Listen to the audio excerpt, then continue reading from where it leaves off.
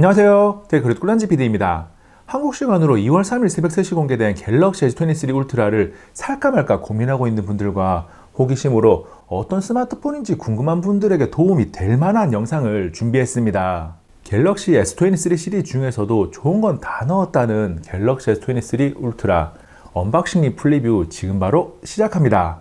삼성은 갤럭시 S23 시리즈를 발표하면서 환경 이야기를 참 많이 했고 패키징 박스는 100% 재활용 종이를 사용했어요. 충전 어댑터가 빠지면서 박스가 얇아진 이후 S나 플립 등의 글씨를 크게 넣었었는데 이번에는 스마트폰의 후면 디자인을 픽토그램화해서 심플하게 넣었습니다.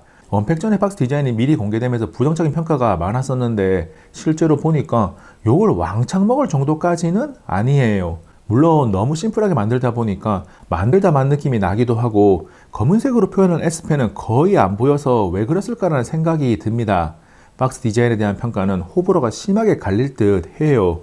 박스를 열어보면 뚜껑 안쪽에 또 하나의 박스가 있고 USB C2C 케이블, 유심 트레이 핀, 설명서가 있습니다. 그리고 얇은 박스에 들어가 있는 갤럭시 S23 울트라가 있어요. 갤럭시 S23 울트라는 S22 울트라에 적용되었던 물방울 디자인을 그대로 적용했습니다. 그래서 후면을 언뜻 봤을 때 구분이 안 될 정도인데 프레임을 포함한 렌즈의 지름이 13.81mm에서 15.33mm로 커져서 붙여놓고 보면 차이가 나요. 색상은 제가 가지고 있는 S23 울트라는 크림이고 라벤더, 그린, 팬텀 블랙까지 4가지가 있어요. S펜을 꺼내보면 펜의 머리는 스마트폰과 색상이 똑같은데 몸통은 검은색입니다. S펜의 몸통 색상이 검은색인 것은 다른 색상도 마찬가지예요. 디스플레이가 있는 앞을 보면 S22 울트라와 비교해서 차이를 체감하기 힘든데 디스플레이 엣지의 곡률이 달라졌어요. 옆에서 보면 확실하게 달라진 모습을 확인할 수 있는데 S22 울트라에서 완전히 둥근 형태였던 좌우 옆면이 S23 울트라에서는 사각형 모서리에 곡률을 적용한 형태가 되었습니다. 그래서 스마트폰을 한 손에 쥐었을 때 그립감이 갤럭시 S22 울트라보다 S23 울트라가 상대적으로 좋지 않아요. 그리고 측면에 평평한 부분이 생기면서 공간이 많아진 만큼 S23 울트라의 버튼이 약간 굵어졌습니다. 크기는 가로 78.1mm, 세로 163.4mm로 신용카드와 만원 한 장을 함께 보면 어느 정도인지 가늠이 될 거예요. 두께는 측정해보면 기본 9.08mm고 카메라 렌즈가 있는 곳은 10.74mm로 전작과 비교 시 기본 두께는 동일하지만 카메라 렌즈는 0.1mm가 두꺼워졌습니다. 이어서 S23 울트라의 무게는 저울에 올려보면 236g으로 229g의 S22 울트라와 7g 차이가 나는데 번갈아서 들어봐도 무게 차이가 쉽게 체감되지는 않아요. 절대적으로 6.8인치라는 대화면 스마트폰임을 감안하더라도 무거운 편입니다. 갤럭시 S23 울트라는 퀄컴의 스냅드래곤 8 젠2를 탑재했습니다. 벤치마크 점수를 그냥 보면 긴가민가 하니까 스냅드래곤 8 젠1을 탑재한 갤럭시 S22 울트라와 A16 바이오닉 AP를 탑재한 아이폰 14 프로의 점수를 함께 볼게요. 중앙 처리장치 CPU의 성능을 가늠할 수 있는 긱벤치 5는 싱글코어 1500점대, 멀티코어 4900에서 5000점이 나오고 그래픽 처리장치 GPU의 성능을 체크하기 위한 3D마크 와일드라이프 익스트림은 3700에서 3800점이 나옵니다. 그리고 신경망 처리장치 NPU의 성능을 확인할 수 있는 AI 벤치마크는 2040점이 나와요. 스냅드래곤 8 젠2가 젠1 대비 성능 향상이 눈에 띄고 A16 바이오닉과 비교해도 CPU는 뒤처지지만 GPU는 앞섭니다. 이어서 높은 성능이 잘 유지되는지 확인하기 위해 2가지 스로틀링 테스트를 했습니다. 먼저 CPU의 성능 유지 체크를 위해 CPU 스로틀링을 이용했고 최고 수치 대비 80%까지 스로틀링이 걸렸고 평균 88%가 나왔어요. GPU의 성능 유지 확인을 위한 3D마크 와일드라이프 익스트림 스트레스 테스트에서는 62.1%까지 스로틀링이 걸렸습니다.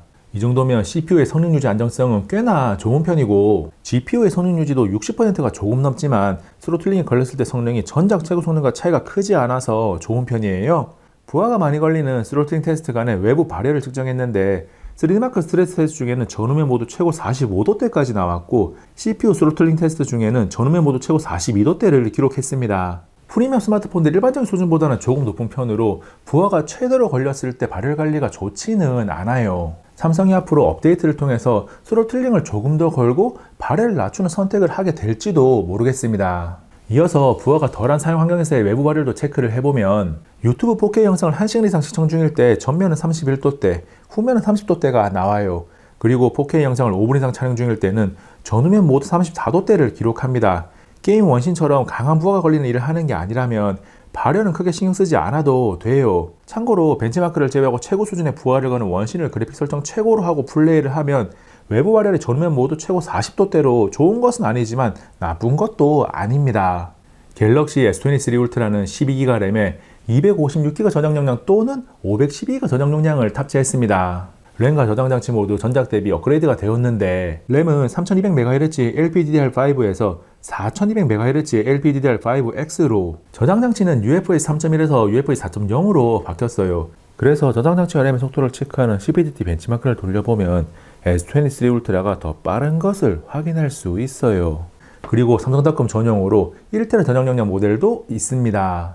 디스플레이는 19.3대9 화면 및 6.8인치 다이나믹 아몰레드 2X를 탑재했고 3.88 × 1440 해상도의 120Hz 가변 유사율을 지원합니다. 갤럭시 S23 울트라로 무엇을 하든 간에 디스플레이는 언제나 만족스러운 품질을 자랑할 만큼 훌륭해요. 장비를 이용해서 색전율을 측정해보면 sRGB 100%, P3 98%로 최상급 수치가 나오고 화면 밝기는 기본 설정에서 100% 581.7니트, 더 밝게 설정해서 100% 924.5니트가 나옵니다. 이런 수치는 갤럭시 S22 울트라 오차범위 내에서 똑같다고 해도 무방하고 S23 울트라를 S22 울트라와 함께 보면 우열을 가릴 수 없어요. 다른 요소들은 분석 방법에 따라서 평가가 갈릴 수 있지만 디스플레이 품질만큼은 인정하지 않는 사람이 이상한 겁니다. 혹시나 유튜브 퓨어 화이트 영상을 통해서 비정상 얼룩이나 색감이 보이지는 않는지 퓨어 블랙 영상을 완벽하게 표현하는지까지 체크했는데 문제가 없더라고요. 그리고 카메라에만 잡히는 플리커 현상 말고 사람 눈에 보이는 화면 깜빡이 문제는 없는지도 타이핑을 하는 등 이것저것 하면서 체크를 해봤는데 괜찮았어요. 갤럭시 S23 울트라의 디스플레이는 엣지에 적용된 곡률이 S22 울트라보다 많이 줄어들었고 터치를 하든 S펜을 사용하든 사용성 S22 울트라보다는 향상되었습니다. 이건 S22 울트라와 S23 울트라를 모두 사용해 봐야 차이를 체감할 수 있는 부분이라서 보통의 사용자들은 뭐가 좋아졌는지 모르고 넘어가는 부분이에요. 갤럭시 S23 울트라에서 눈에 띄게 좋아진 부분은 AP와 이미지 센서입니다. 2억 화소를 지원하는 이미지 센서를 탑재했고 광학식으로 초광각, 광각, 3배줌, 10배줌 촬영이 가능한데 촬영한 사진과 영상을 보면서 이야기를 이어가겠습니다. 200mп나 50mp를 선택해서 사진 촬영을 하면 디지털 줌 이외에 다른 화각 선택이 안되고 약간의 처리 시간이 있기 때문에 보통 기본 모드로 사용을 해요. 프리미엄 스마트폰의 카메라는 상향 평준화되어 있어서 S23 울트라 역시 기본 촬영만 해도 사진이 괜찮습니다. 그런데 기본으로 촬영한 사진은 일부분을 많이 확대하면 사진이 흐리지만 200mp로 촬영한 사진으로 같은 부분을 확대하면 내용까지 확인할 수 있어요. S22 울트라의 108MB 사진의 같은 부분을 확대해서 비교해도 S23 울트라의 세밀한 표현이 좋은 것을 확인할 수 있습니다. 이어서 3배줌과 10배줌 촬영 사진도 비교를 해보면 S23 울트라와 S22 울트라를 표기해두지 않으면 구분하기 힘들 정도로 비슷합니다. 확대를 해도 비슷해서 망원 렌즈의 성능은 눈에 띄는 발전된 모습이 없어요. 망원 렌즈가 전작 대비 달라진 부분이 눈에 띄게 보이지 않지만 절대적으로 유용하게 사용할 수 있습니다. 멀리 있어서 눈으로 보이지 않는 부분도 S23 울트라의 망원 렌즈로 보면 보이거든요. 광각으로 촬영한 사진을 한 장 보면 저 멀리 있는 건물에 붙어있는 글씨가 보이지 않지만 10배줌을 사용하면 무슨 건물인지 바로 확인이 됩니다. 그리고 잘 사용하는 화각은 아닌데 디지털 100배줌을 사용하면 이 정도까지 확대가 돼요. 10배줌을 넘어가면 디지털 줌이라서 배율이 올라갈수록 화질이 떨어질 수밖에 없는데 10배줌부터 10배 단위로 사진을 찍었습니다. 지금이 광학식 10배줌이고 디지털 20배줌, 30배줌, 40배줌, 50배줌, 60배줌, 70배줌, 80배줌, 90배줌, 100배줌이에요. 글씨라서 고배율에서도 그럭저럭 볼만한데 실사용간에는 30에서 40배줌 정도까지가 쓸만합니다. 3배줌과 10배줌 망원 렌즈로 촬영한 영상도 제법 볼만해요. 지금 보고 있는 영상이 3배줌으로 촬영한 것이고 10배줌으로 촬영한 영상도 보면 그냥 손에 들고 피사체를 따라가면서 촬영했는데 품질이 제법 괜찮습니다. 망원에 이어 야간 모드로 촬영한 사진을 전작과 비교하면 S23 울트라가 상대적으로 노이즈가 줄어들어서 품질이 조금 좋아졌어요. 일부분을 확대해서 보면 차이가 느껴집니다. 특히 품질도 품질인데 빛이 별로 없을 때 S23 울트라는 S22 울트라보다 훨씬 더 빠르게 초점을 잘 잡습니다. 빠르게 막 찍기를 원하는 스마트폰의 특성을 생각해보면 매력적인 변화예요. 요즘에는 움직이면서 영상을 찍는 일도 많은데 걸으면서 4K 30프레임으로 촬영을 하면 S23 울트라와 S22 울트라 모두 만족스럽게 나옵니다. 이어서 슈퍼세대를 켜고 가볍게 뛰면서 촬영을 했는데 S23 울트라의 결과물이 떨림을 잡는 수준이나 선명도에서 조금 더 좋아요. 그리고 지원하는 해상도 차이도 있는데 S22 울트라까지는 FHD였는데 S23 울트라는 한 단계 올라가서 QHD까지 가능합니다. 카메라에서 마지막으로 전면 셀피 색감 설정이 달라졌어요. S22 울트라는 설정에 들어가서 자연스럽게 또는 화사하게를 선택할 수 있고 S23 울트라는 카메라 필터 메뉴에 색감이 추가되어서 자연스럽게 또는 따뜻하게를 선택할 수 있습니다. 촬영한 사진을 보면 S23 울트라는 자연스럽게 해서 쿨톤, 따뜻하게 해서 웜톤을 적용해서 색감의 차이를 주는데 포인트를 잡았고 S22 울트라는 화사하게를 통해서 조금 더 사람을 밝게 만드는데 포인트를 잡고 있어요. S23 울트라의 따뜻하게와 S22 울트라의 화사하게는 사용 목적이 다른데 왜 하나를 없애고 다른 하나를 넣었는지 모르겠습니다. 그냥 둘 다 사용할 수 있으면 가장 좋거든요. 소프트웨어 업데이트를 통해서 바꿀 수가 있는 부분이니까 S23 울트라는 물론이고 S22 울트라까지 두 가지를 모두 사용할 수 있게 바꿔줬으면 좋겠습니다. 전면 카메라에서 화소수가 S22 울트라는 4000만 화소, S23 울트라는 1200만 화소예요.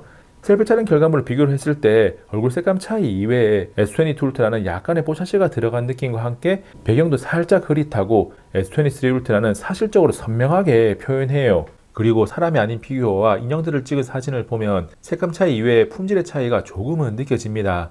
확대를 해보면 S23 울트라가 노이즈가 상대적으로 적어서 깔끔해요.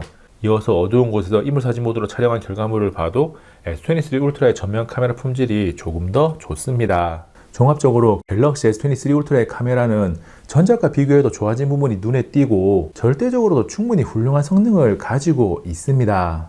갤럭시 S22 울트라에서 노트 시리즈를 흡수하면서 S펜을 내장한 이후 S23 울트라 역시 S펜이 내장되어 있습니다. S펜을 원하는 사용자에게는 메인 옵션이지만 그렇지 않은 사용자에게는 보너스 같은 옵션이 S펜이에요. 메모를 하거나 그림을 그리고 캡처와 번역 등 S펜으로 할 수 있는 일들이 많아서 S펜을 활용하면 손가락으로 터치하는 것보다 스마트폰을 더 효율적으로 사용하는 것도 가능합니다. S펜이 있다고 해서 불편함을 주는 것은 없으니까 사용자에게 옵션을 하나 더 준다는 의미에서 S펜은 S23 울트라가 가진 중요한 장점이죠. 갤럭시 S23 울트라의 스테레오 스피커는 저음부터 고음까지의 밸런스, 공간감, 선명도가 모두 충분히 훌륭합니다. S22 울트라 비교를 위해 두 스마트폰의 소리를 번갈아 계속 들어보면 S23 울트라가 울림의 차이로 미세하게 소리가 풍성해졌고 전반적인 밸런스가 향상되었어요. 물론 반복적으로 번갈아 들었을 때 차이를 느끼는 정도지 따로 놓고 들었을 때는 차이를 체감하기 힘듭니다.